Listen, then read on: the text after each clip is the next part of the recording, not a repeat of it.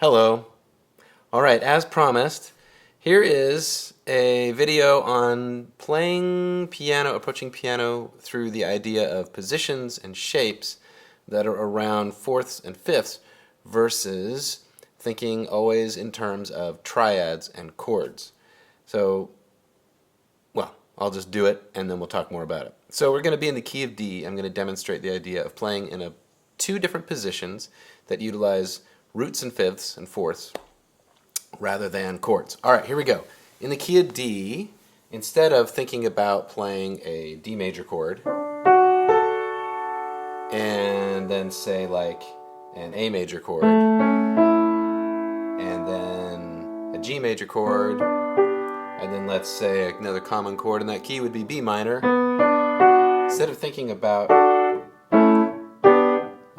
four different chords and the three different inversions that you have to remember for each one of those, for like D, and then A, and then G, and B minor.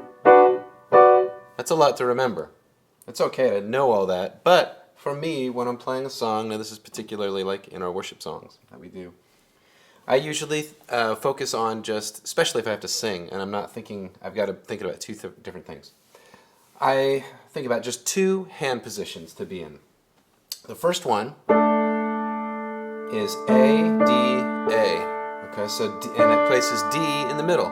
In the key of D, D is our tonal center, our key center. That's the root of the D major scale. So I put D in the middle, and I put an A below it, and an A above it. So I have two intervals. The lower interval is a fourth, and then with D on the top, and then the upper interval is a fifth with A on the top and D in the middle. So now from this position I have two free fingers, my middle finger and my ring finger. My ring finger, either one of those, can reach the F sharp, which turns this A, D, A pattern into a D major chord. Also though, if I just want to add my ring finger to the G that's below my highest A, now I've got something. Now it sounds like a D suspended, but if I have a G in my bass, all of a sudden that's a G2. Okay, so without really anchoring, so I allow this A, D, and A to be an anchor and a position that I can easily kind of feel my way back to if I've got my eyes closed or I'm not watching the piano. So let's give a practical example. Let's do chorus of Scandal of Grace. And all I'm going to do is play this A, D, A for every single chord in the chorus of this song. And you'll see what happens. All I'm going to do is move the left hand to the root note of whatever the chord is on the chord chart. I don't have a chord chart in front of me, but I think you know it. So it's oh to be like you, give all I am just to know. We'll talk about this in a second. Jesus, there's no one beside you, forever the hope in my heart. And we can go to the bridge. And it's all because of you, Jesus. It's all because of you, Jesus. It's all because of your love that my soul will. Alright, so we hit all four of the major chords that you're going to come across in any worship song in any key. We had the 1, which in this case is D. We had the 4, which is G. We had the 5, which is A. And we had the 6 minor, which is B minor. And this A, D, A, within reason, worked for every single one of those chords. I didn't have to think about a single thing. But we can make it better. As you notice, when we hit the A, so let's go, oh, to be like you, give all I have just to know. So there's the A. Now technically when I'm playing, you know, an A major is an A and a C sharp and an E. And when we're playing our A, D, A position, I'm missing the E and I'm missing the F, the C sharp. So really what I'm playing an A suspended, because I've got an A suspended fourth to be specific. I've got an A and a D, and that you know, there's an A suspended fourth.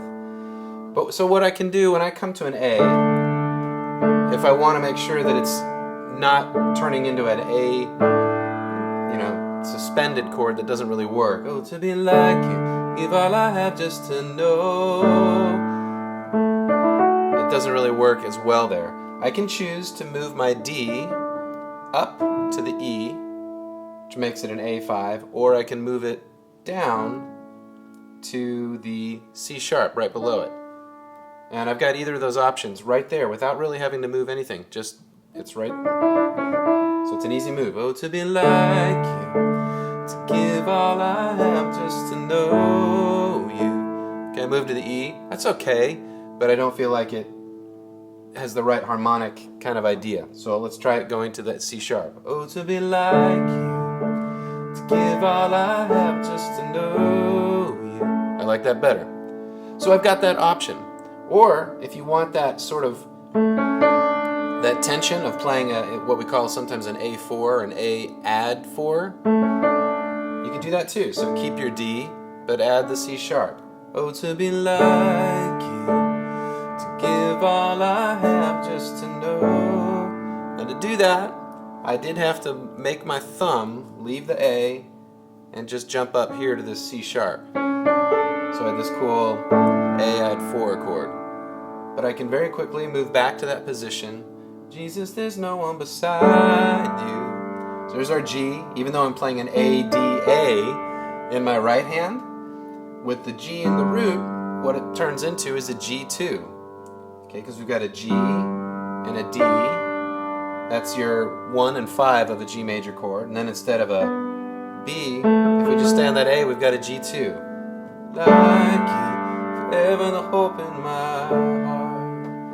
Now what position-based playing also gives you is the freedom to play lines in between your chords. So if we went back to this chorus again, oh, to be like you, to give all I have just to know you. Jesus, there's no one beside.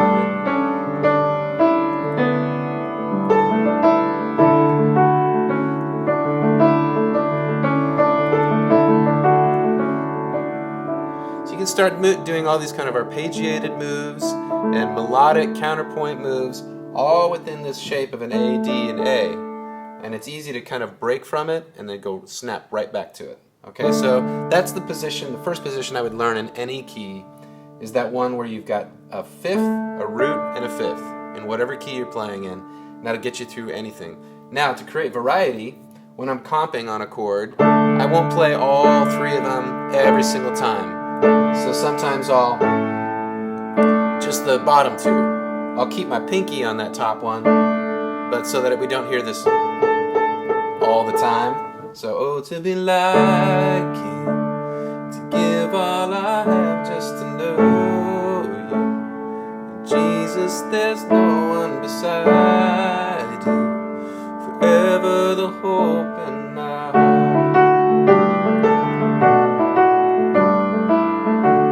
Notice on all those notes, my hand never moved from this position. Alright, so that's, now the second position you can use for variety is instead of it being fifth, root, fifth, you go root, fifth, root. So in our case, it's D, A, D. So now, you can still do the same idea. Oh, to be like you, to give all I have just to know you. I'm going to add the C sharp. The cool part about this position, it's less flexible in some ways, but when you're playing a fifth chord, so in the case of D, you're playing an A, you can have that add 4 sound by just sticking your pinky or your ring finger on the C sharp that's right next to the D on top. So, oh, to be like you, to give all I have just to know you. I like that sound. There's no one beside you. Forever the hope in our heart. Now here, when we had our first position, fifth, root, fifth, your flexibility of having new things to play is kind of on the top part here, where your middle finger and your ring finger are free to do some stuff. In this position, where it's root, fifth, root, D, A, D. I'll try to sometimes play the A with my middle finger, even though like intuitively I often end up with my pointer on there, but that limits me. If I have my middle finger there, I've got this pointer finger available to play the F sharp, so that I can turn this into a D major if I want. And then my ring finger is up here, so I can turn an A suspended into a, an A add 4,